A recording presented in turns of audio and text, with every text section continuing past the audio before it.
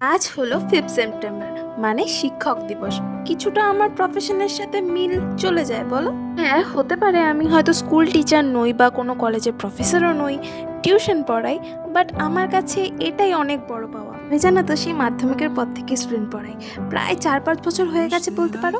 হ্যাঁ, নিজের প্রয়োজনে বা কিছু টাকা উপার্জনের জন্যই হয়তো আমি এই প্রফেশনটা বেছে নিয়েছিলাম, তবে এখন যেন আমার অনেকটা দায়িত্ববোধ জড়িয়ে গেছে এই জিনিসটার উপর।